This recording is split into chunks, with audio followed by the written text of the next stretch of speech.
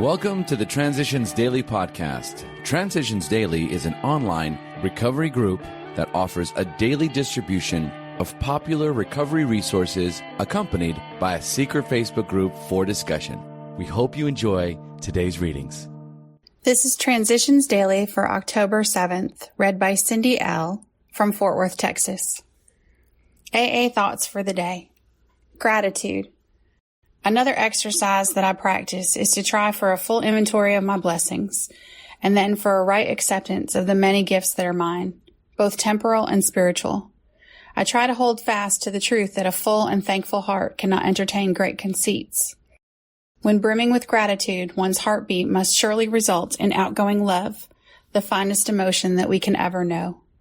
Bill W., March 1962, The Language of the Heart, page 271. Thought to consider. I have learned what a heart full of gratitude feels like. Acronyms. Alcoholics. A life centered on helping others live in complete sobriety. Just for today. Best of intentions. Step 11. Sought through prayer and meditation to improve our conscious contact with God as we understood Him, praying only for knowledge of His will for us and the power to carry that out. Of course, it is reasonable and understandable that the question is often asked, why can't we take a specific and troubling dilemma straight to God, and in prayer secure from Him sure and definite answers to our requests? This can be done, but it has hazards. We have seen AAs ask with much earnestness and faith for God's explicit guidance on matters ranging all the way from a shattering domestic or financial crisis to correcting a minor personal fault, like tardiness. Quite often, however, the thoughts that seem to come from God are not answers at all. They prove to be well-intentioned, unconscious rationalizations. The AA, or indeed any man who tries to run his life rigidly by this kind of prayer, by this self-serving demand of God for replies, is a particularly disconcerting individual. To any questioning or criticism of his actions, he instantly proffers his reliance upon prayer for guidance in all matters great or small. He may have forgotten the possibility that his own wishful thinking and the human tendency to rationalize have distorted his so-called guidance. With the best of intentions, he tends to force his own will into all sorts of situations and problems, with the comfortable assurance that he is acting under God's specific direction. Under such an illusion, he can of course create great havoc without in the least intending it. 12 Steps and 12 Traditions, pages 103 to 104. Daily reflections. Daily monitoring. Continue to take personal inventory. 12 Steps and 12 Traditions, page 88. The spiritual axiom referred to in the 10th step. Every time we are disturbed, no matter what the cause, there is something wrong with us, also tells me that there are no exceptions to it. No matter how unreasonable others may seem, I am responsible for not reacting negatively. Regardless of what is happening around me, I will always have the prerogative and the responsibility of choosing what happens within me. I am the creator of my own reality. When I take my daily inventory, I know that I must stop judging others. If I judge others, I am probably judging myself. Whoever is upsetting me most is my best teacher. I have much to learn from him or her, and in my heart, I should thank that person. As Bill sees it, spiritually fit. Assuming we are spiritually fit, we can do all sorts of things alcoholics are not supposed to do.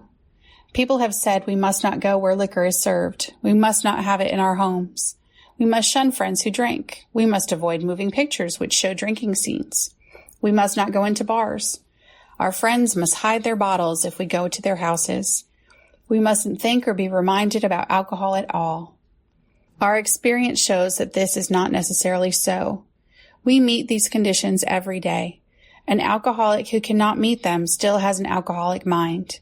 There is something the matter with his spiritual status. His only chance for sobriety would be someplace like the Greenland ice cap. And even there, an Eskimo might turn up with a bottle of scotch and ruin everything. Alcoholics Anonymous, pages 100 to 101. Big Book quote. Follow the dictates of a higher power, and you will presently live in a new and wonderful world, no matter what your present circumstances. Alcoholics Anonymous, Working with Others, page 100. 24 hours a day. AA thought for the day. Do I put too much reliance on any one member of the group?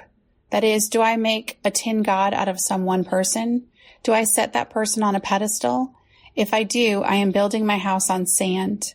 AA members have clay feet. They are all only one drink away from a drunk, no matter how long they have been in AA. This has proved to be true more than once. It is not fair to any one member to be singled out as a leader in AA, and to always quote that member on the AA program. If that person should fail, where would I be? Meditation for the day.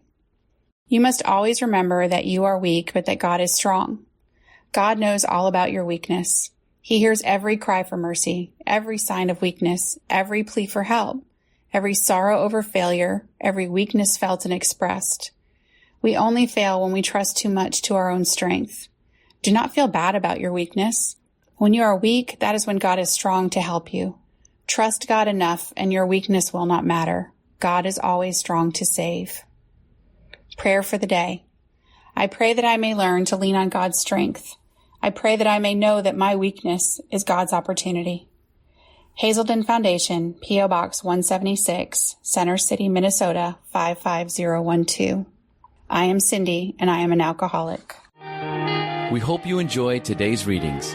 You can also receive Transitions Daily via email and discuss today's readings in our secret Facebook group. So for more information, go to dailyaaemails.com today. Other than the 24 hours a day reading, unless otherwise specified, all quotes copyright Alcoholics Anonymous World Services, Inc., 1952 through 2001.